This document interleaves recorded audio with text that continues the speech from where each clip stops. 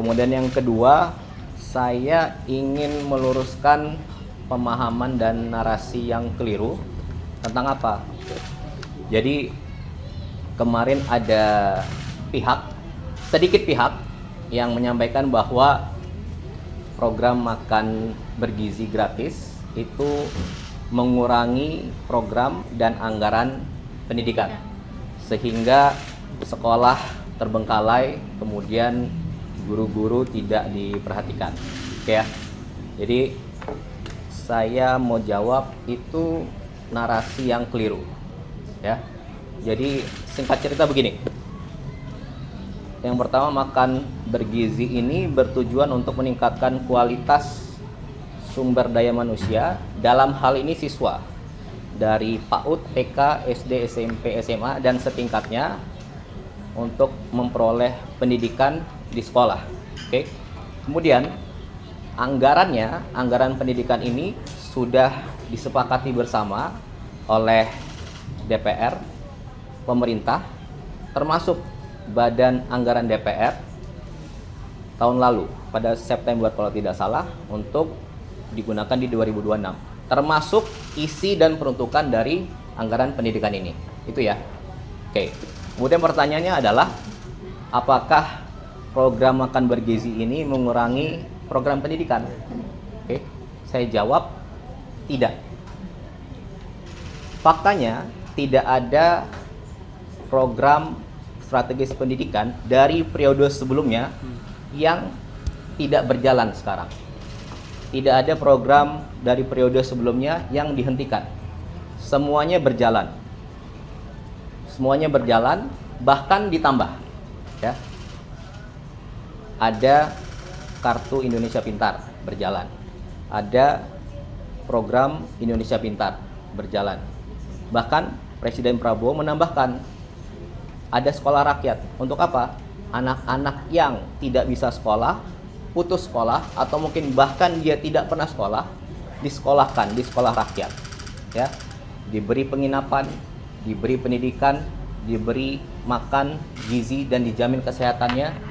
Per sekarang, tahun lalu dalam 1 tahun saja sudah hampir sampai 16.000 sampai 20.000 siswa. Oke, ada 166 sekolah. Tahun ini akan dibangun lagi 100 sekolah. Itu satu. Kemudian yang kedua, ada yang bilang sekolah terbengkalai. Iya, itu adalah masalah dari dulu. Sekolah rusak, sekolah ada yang kurang baik.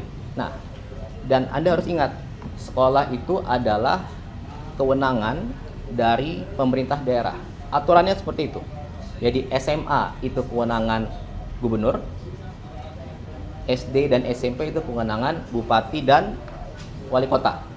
Tapi di zaman Bapak Presiden Prabowo, karena dari dulu sudah rusak dan bermasalah tapi tidak tertanggulangi, kita renovasi. Ya, faktanya di tahun 2025 saja sudah ada sekitar 16.000 sekolah yang direnovasi. Datanya ada, fotonya ada, Anda bisa cek. Oke, dengan total anggaran sekitar 17 triliun diwadahi oleh Mendikbudristek. Itu ya. Kemudian apalagi tambahannya? Ada TV digital untuk pembelajaran digital sekolah anak-anak. Jumlahnya tahun 2025 sudah 280.000 TV di 280.000 sekolah. Oke, dan bahkan tahun ini akan ditingkatkan lagi. Belum lagi nanti ada sekolah Garuda, ada sekolah terintegrasi, ada pembangunan kampus-kampus baru yang Pak Presiden ingin buat, sedang berjalan. Oke, jadi saya mau sampaikan, tidak ada program yang tidak dilanjutkan, semua program berjalan dan bahkan ditambah. Itu yang kedua. Kemudian yang ketiga, ada lagi yang bilang guru-guru tidak diperhatikan. Faktanya ada 3 nih. Satu, mengenai guru honorer.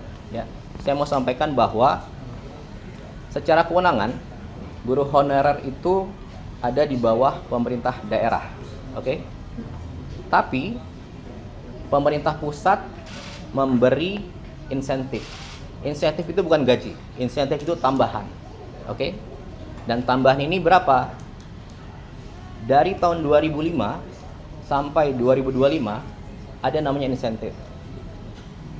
Dan baru naik di zaman Presiden Prabowo. Oke, menjadi 400.000. Jadi Anda bayangkan selama 20 tahun insentif itu belum pernah naik. Baru naik di tahun lalu menjadi 400.000. Itu satu. Kemudian yang kedua, ada tunjangan guru non ASN, ya. Jumlahnya berapa? Dari 1,5 juta tahun lalu naik menjadi 2 juta. Oke. Kemudian yang ketiga, apalagi kebijakannya?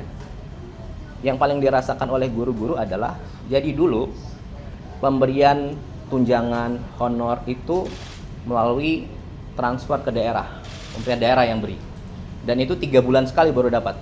Nah, tahun lalu Presiden memberi instruksi agar setiap bulan itu langsung diberikan langsung ke gurunya dan sudah berjalan. Oke, tentunya semua tadi diwadahi oleh Kementerian Dikdasmen. Oke, nah itu. Jadi yang mau saya sampaikan di sini, tidak ada program pendidikan yang dikurangi atau tidak berjalan. Seluruhnya berjalan, dilanjutkan, bahkan ditambah. Dan lebih detail, lebih fokus kepada siswanya, sekolahnya, dan juga gurunya. Ya. Jadi saya rasa itu menjawab semua pertanyaan. Itu aja kira-kira yang bisa saya sampaikan. Oke, terima kasih. Mas, kalau boleh tanya, ini kan lagi ramai juga di sosmed mengatakan kalau misalkan setelah ada program MBG ini bahan-bahan kayak cabai bawang itu pada naik melonjak. Nah, terus habis itu ada beberapa yang mengatakan juga UMKM malah jadi turun kayak ikan-ikan malah pada tutup.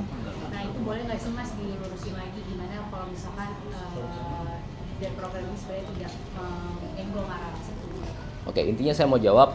Ini tadi saya bilang, program MBG ini untuk meningkatkan kualitas sumber daya manusia. Oke, kalau yang tadi itu nanti Kepala Badan akan menjelaskan besok detail. Beliau akan memberikan secara detail khusus mengenai